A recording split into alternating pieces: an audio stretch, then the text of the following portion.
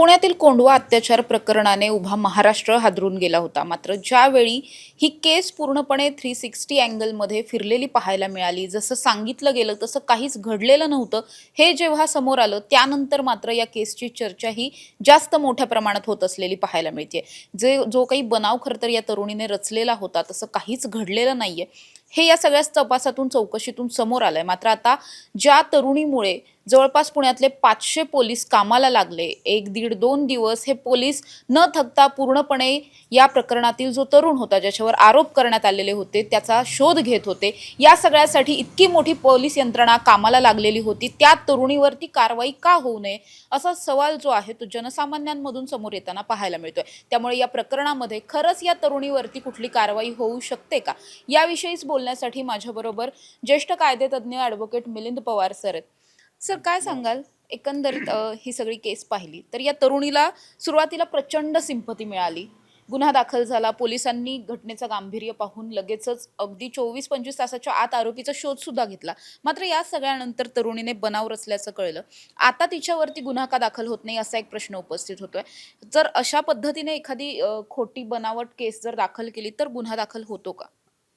मुळात कायद्यामध्ये अशा तरतुदी आहेत की कुठल्याही प्रकारचा गुन्हा घडला आणि संबंधित तक्रारदार फिर्यादी हा जर त्याची तक्रार घेऊन पोलीस स्टेशनला गेला, दखलपात्र अदखलपात्र त्या गुन्ह्याचं स्वरूप बघून तात्काळ पोलिसांनी FIR गुन्हा दाखल करून घ्यावा, या कायद्यामध्ये तरतुदी आहेत।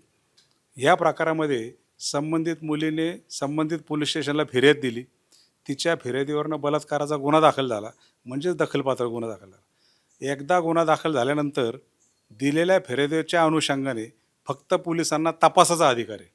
पोलिसांनी तपास करायचा, तपासात जे काही निष्पन्न होईल ते सगळं प्रकरण न्यायालयासमोर पाठवायचं, ही प्रोसिजर आहे। पोलिसांना संबंधित आरोपीला निर्दोष सोडण्याचा किंवा गुन्हा क्लोज करण्याचा कुठलाही अधिकार नाही। तपासादरम्यान प्रत्येक गोष्टीची परमिशन, घडलेली गोष्ट ही न्यायालयाच्या परमिशनने करायला लागते।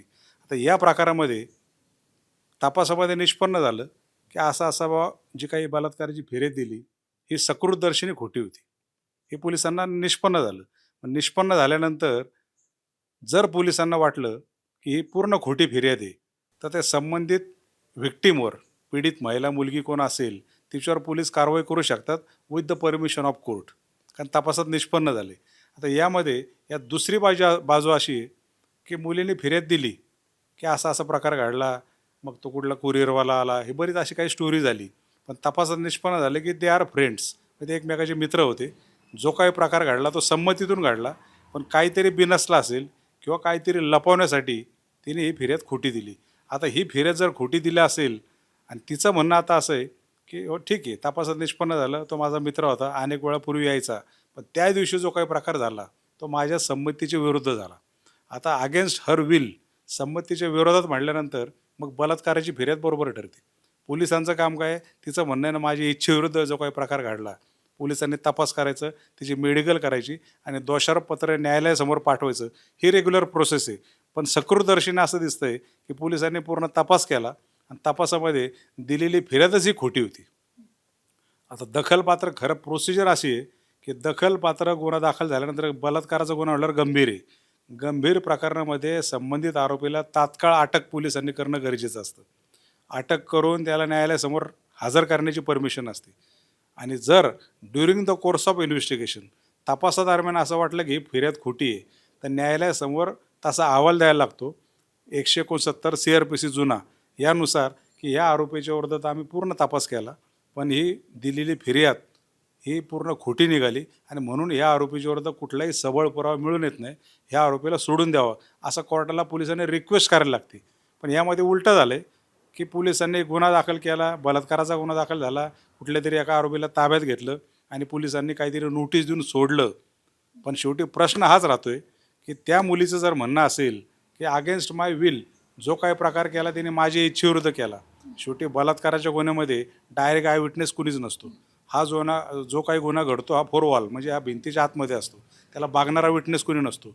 मग संबंधित पीडित महिला मुलगी जी असेल तिने दिलेल्या तक्रारीवरून, तिने केलेल्या आरोपावरच पोलिसांना विसंबून राहावं लागतं आणि त्याला सपोर्टिंग एव्हिडन्स असतो मेडिकल।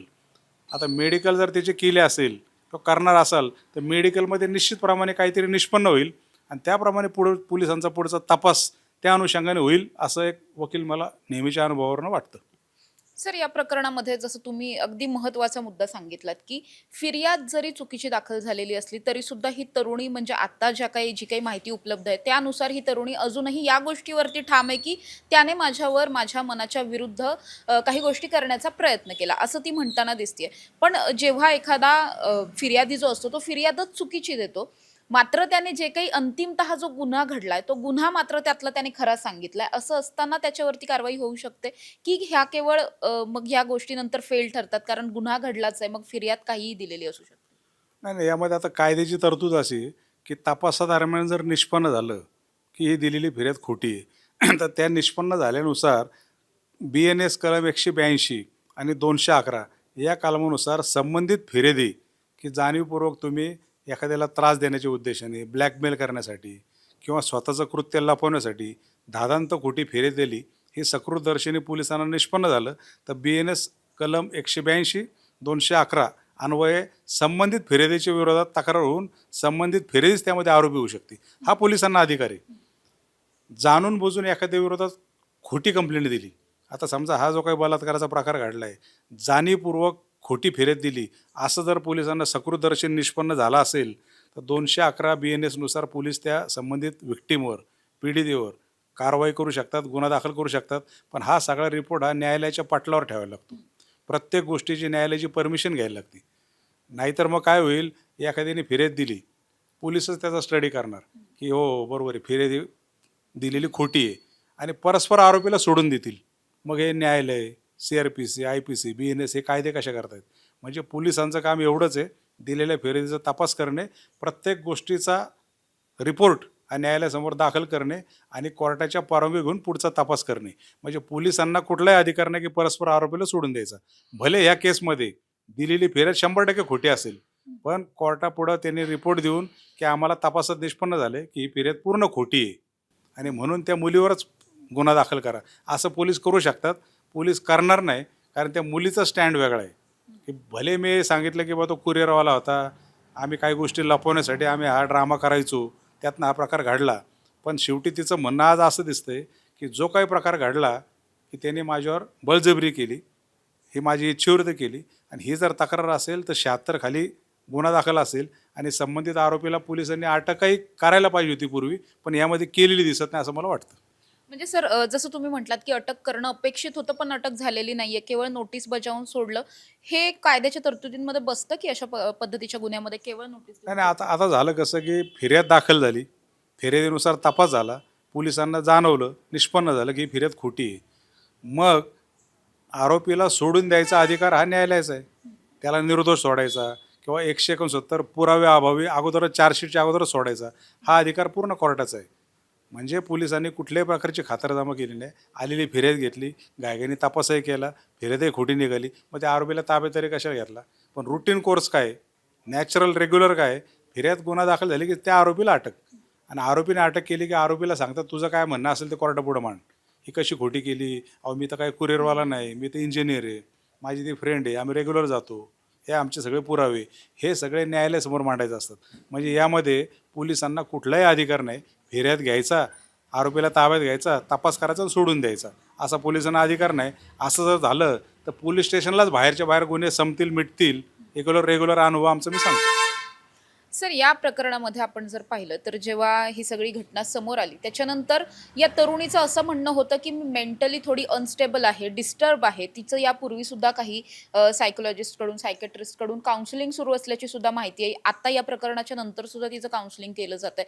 जर या प्रकरणामध्ये ती मेंटली डिस्टर्ब असल्यामुळे तिने असं काहीतरी तक्रार दाखल केली, असा जर एक अँगल यामध्ये समोर आला तर यामध्ये आरोपीला तरी सुद्धा कारवाईला सामोरं जावं लागू शकतं. मग मी तेच सांगतोय, यामध्ये असंच आहे की फिर्याद दिली, तपास केला, तपासाअंती पोलिसांना कळलं की ही फिर्याद खोटी आहे. मग त्या मुलीला विचारलं असेल खरं काय खोटं काय नीट सांग, पोलिसी दावा वापरून, पोलिसी खाक्या दाखवून, वाटेवर जे काय असेल ते.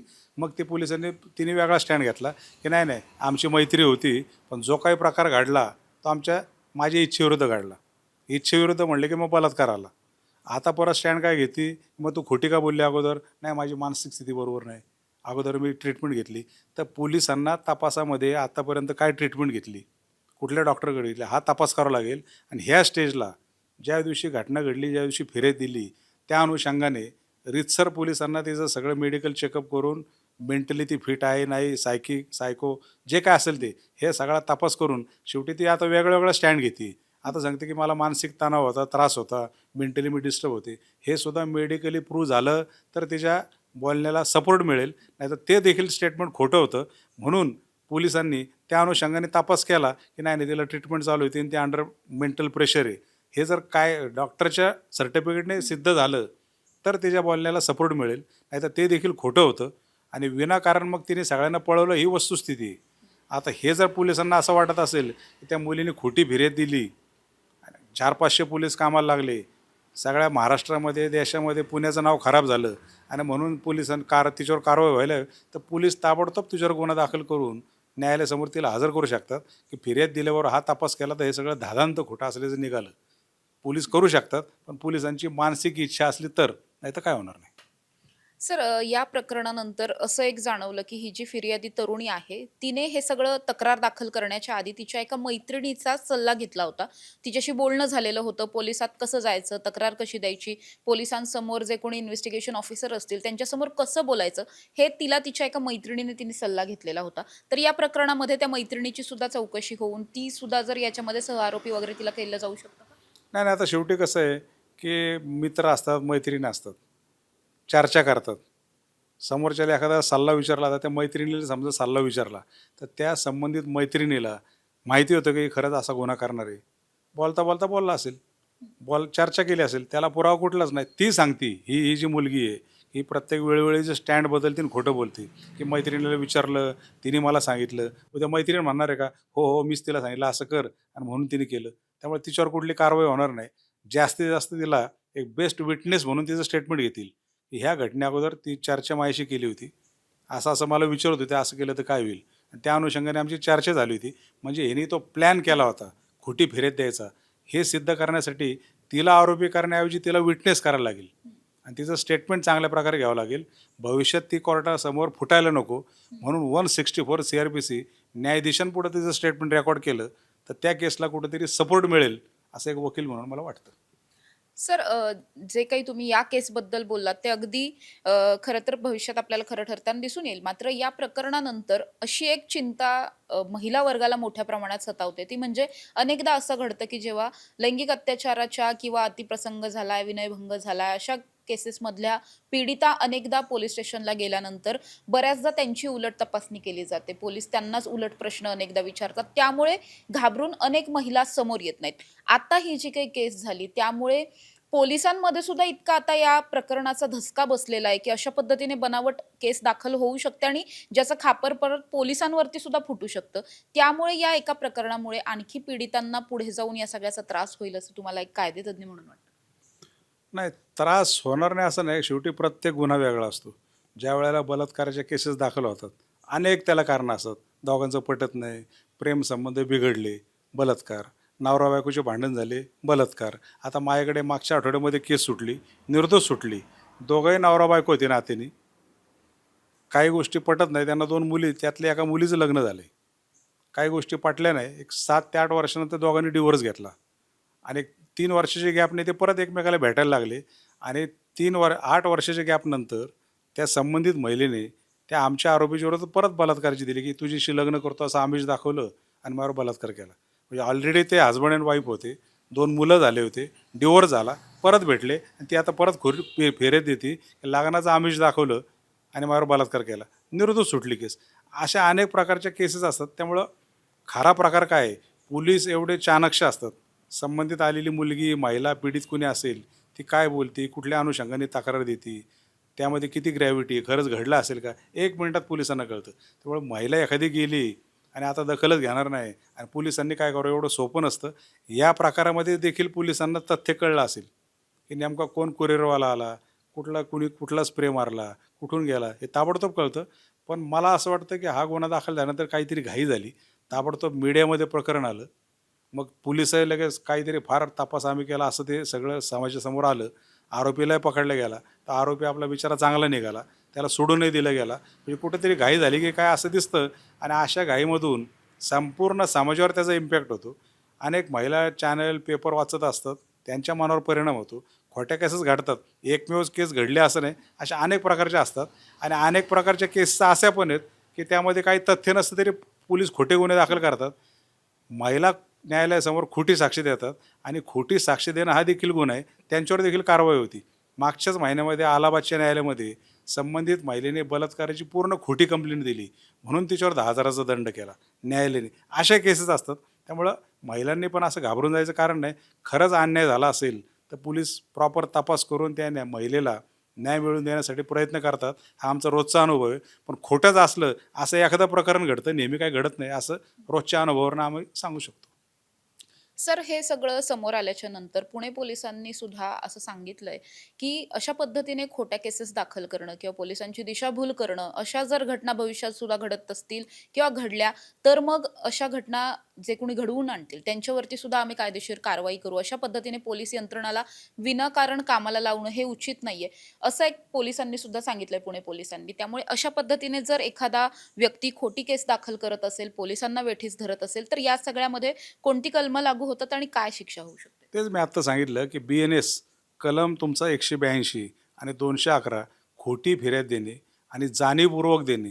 जाणीवपूर्वक खोटी फिर्याद दिली तर 211 खाली कारवाई करायचा पोलिसांना अधिकार आहे.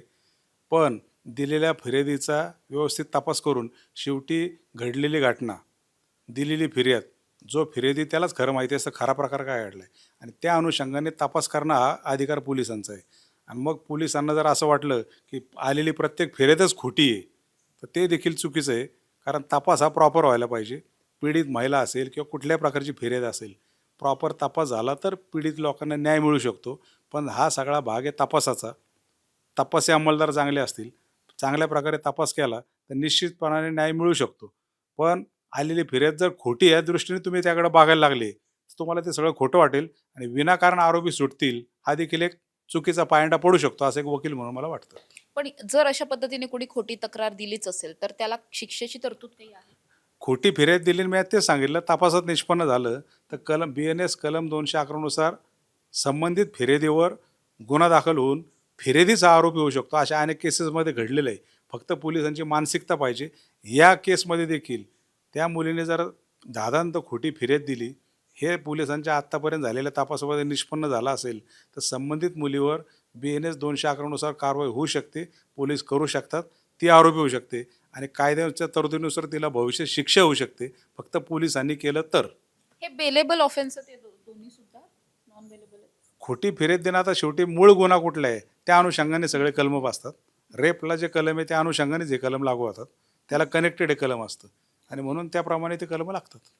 नक्कीच धन्यवाद सर तुम्ही दिलेल्या माहितीबद्दल. तर आपण बघतोय की या तरुणीवरती गुन्हा का दाखल होत नाही, तिच्यावरती कारवाई का होत नाही, जिने पुणे पोलिसांची इमेज कुठेतरी खराब करण्याचा प्रयत्न केला किंवा या मुलाला बदनाम करण्याचा प्रयत्न केला, तिच्यावरती सुद्धा कारवाई झाली पाहिजे. अशा अनेक कमेंट सध्या सोशल मीडियातून फिरताना पाहायला मिळत आहेत किंवा अगदी आपण पाहायला गेलो तर चौकाचौकांमध्ये या प्रकरणाची प्रचंड चर्चा होताना दिसते. अनेक जण अशी मागणी करतात की या तरुणीवरती कारवाई झाली पाहिजे. जर हिच्या जागी एखादा तरुण असता तर त्याच्यावरती जशी कारवाई झाली असती तशीच हिच्यावरती सुद्धा झाली पाहिजे. मात्र कायद्याच्या तरतुदींनुसार तिच्यावरती खरंच कारवाई होऊ शकते का, झालीच तर ती कशा पद्धतीने होऊ शकते, आणि आता जो काही तिचा स्टँड आहे की माझ्यावरती जबरदस्ती झालेली आहे, या प्रकारामध्ये जरी तिने फिर्याद खोटी दिलेली असती, जरी तिने बनाव रचलेला असला, तरी सुद्धा या सगळ्या प्रकरणामध्ये जर ती तिच्या स्टेटमेंटवरती ठाम आहे, तिच्यावर जो काही गुन्हा तिच्या बाबतीत घडला याच्यावरती जर ती ठाम असेल, तर मात्र तिला कोणतीही शिक्षा होऊ शकत नाही किंवा तिच्यावरती कारवाई सुद्धा होऊ शकत नाहीये. त्यामुळे या प्रकरणात पुढे नेमकं काय काय समोर येतं हे पाहणं महत्त्वाचं असणार आहे. कॅमेरा पर्सन निलेशसह समृद्धी जाधव, टॉप न्यूज मराठी, पुणे. घ्या परदेशात भरारी, तेही सर्वसामान्यांना परवडणारी. 1 रुपया भरा आणि थायलंडमध्ये फिरा. सचिन इंटरनॅशनल घेऊन आले आहेत जगातली सर्वात स्वस्त परदेश टूर. पूर्ण 5 दिवसांचं पॅकेज आता फक्त 32,999 रुपयांमध्ये. पॅकेजमध्ये विमान प्रवास, हॉटेल, ब्रेकफास्ट, ट्रान्सपोर्ट आणि प्रेक्षणीय स्थळे. सचिन इंटरनॅशनल 18 वर्षांपासून पर्यटन क्षेत्रातील एक विश्वसनीय नाव. सचिन इंटरनॅशनल सोबत मनसोक्त फिरा. संपर्क 7767989898.